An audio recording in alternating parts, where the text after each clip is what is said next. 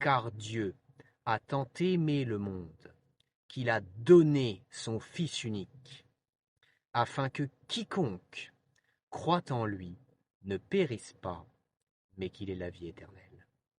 Le prix payé par Dieu.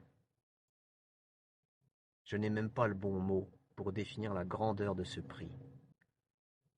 Il y a des gens qui accusent Dieu de ne pas intervenir, de laisser ce monde comme ça, de laisser le mal, un Dieu lointain comme ça. Mais Jésus est intervenu, Dieu est intervenu. Il est venu mourir pour te sauver. Il est venu sur terre. Il s'est humilié. Il a été obéissant jusqu'à la mort sur la croix. Il faut vraiment comprendre ça. C'est d'une profondeur le sacrifice de Jésus-Christ qui nous dépasse tous. En fait, ça a une profondeur éternelle.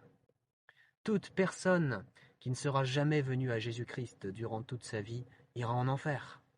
Parce que Dieu est juste. C'est pour ça qu'il y aura l'enfer. Ce sera un lieu de torture éternelle, des souffrances terribles. Il y a sa justice. Il ne tolère pas le mal. Ses yeux sont trop purs pour voir le mal.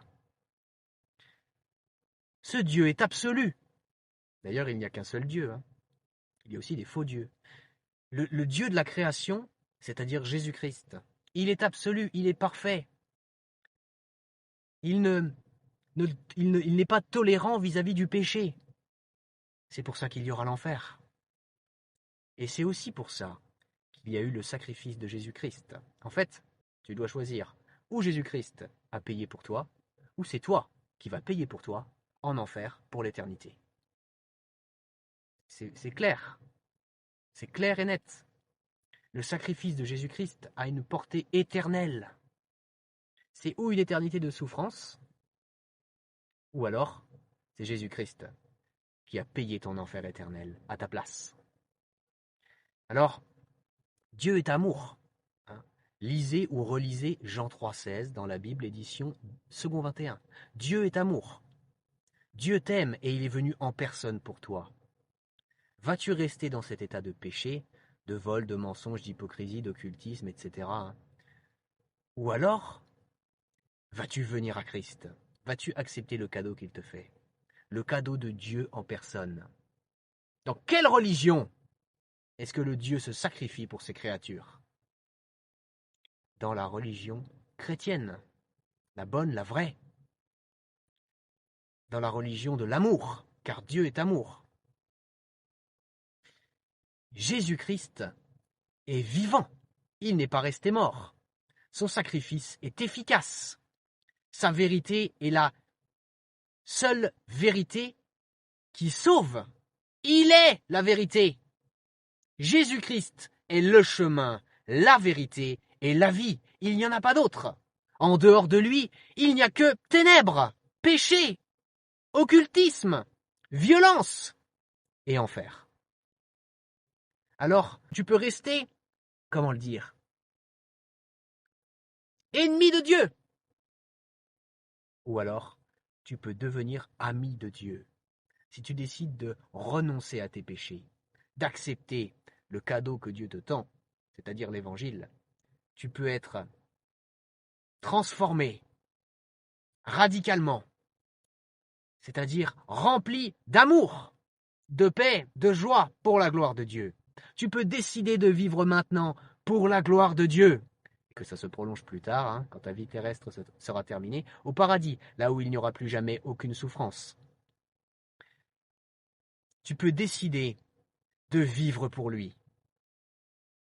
Le sacrifice de Dieu, vas-tu le laisser de côté? Penses-tu que Dieu accepte gentiment qu'on mette de côté son sacrifice et puis on va au paradis, tout va bien? Non, non, non. L'incrédulité est un péché. Le refus de l'évangile est un péché. Viens à Christ. La Bible dit, car Dieu a tant aimé le monde qu'il a donné son Fils unique, afin que quiconque croit en lui ne périsse pas, mais qu'il ait la vie éternelle. Le prix payé est gigantesque. La mort du Fils de Dieu. La souffrance du Fils de Dieu. Le châtiment de Dieu qui tombe sur le Christ. pour les élus, pas pour les autres. Alors, si tu veux venir à Christ, si tu veux décider de vivre pour lui, et aller au paradis plus tard, pour vivre pour sa gloire pour toujours, sans mort, sans souffrance, la vie éternelle, pour la gloire de Dieu. Si tu veux cela, je t'invite à mettre ton prénom en commentaire à cette vidéo. Et voici les 2 choses que tu dois faire, maintenant. La foi et la repentance. Premièrement, la foi. Il faut que tu crois que Jésus-Christ est Dieu et EST. Il faut que tu crois aussi que Jésus-Christ est le seul Fils de Dieu. Il est les deux, à la fois Dieu et le seul Fils de Dieu. Et il faut que tu le crois. Il faut que tu crois que Jésus-Christ est venu sur terre en tant que 100% homme et 100% Dieu pour payer pour tous tes péchés. Il faut que tu crois que Jésus-Christ a souffert pour tous tes péchés. Il faut que tu crois que Jésus-Christ est mort pour tous tes péchés sur la croix. Il faut que tu crois que Jésus-Christ a été enseveli, c'est-à-dire qu'il a été mis au tombeau une fois qu'il était mort, évidemment. Il faut que tu crois que Jésus-Christ a payé toute la justice de Dieu pour tous tes péchés, à ta place. Il faut que tu crois que Jésus-Christ a payé ton enfer éternel, à ta place. Et je ne dis pas que Jésus-Christ est allé souffrir en enfer. Ça, je n'ai pas trouvé d'endroit où c'est écrit dans la Bible. Mais ce que je te dis, c'est qu'il faut que tu crois que Jésus-Christ a payé ton enfer éternel à ta place. C'est-à-dire qu'il a réussi à payer ta punition illimitée, en un temps limité. Voilà ce qu'il faut que tu crois. Et il faut que tu crois que Dieu a ressuscité Jésus-Christ au 3e jour, et que Jésus-Christ est vivant pour toujours, que Jésus-Christ a vaincu la mort, le monde, le diable, le péché, que c'est bien Dieu qui a ressuscité Jésus-Christ au 3e jour, et que Jésus-Christ est vivant pour toujours. Voilà pour la foi. Et si tu as accepté de croire tout ce que je viens d'expliquer là, alors la 2e chose qu'il faut que tu fasses, c'est la repentance. C'est-à-dire qu'il faut que tu parles à Dieu en le priant. Et il faut que tu lui dises combien tu regrettes de lui avoir fait du mal par tes péchés, par tes fautes. Il faut que tu t'engages devant Dieu à ne plus recommencer à pratiquer le péché sous n'importe laquelle de ses formes. Et il faut que tu cites tes fautes, tes péchés à Dieu, et il faut que tu lui demandes pardon. Alors arrête cette vidéo maintenant et pratique cette repentance.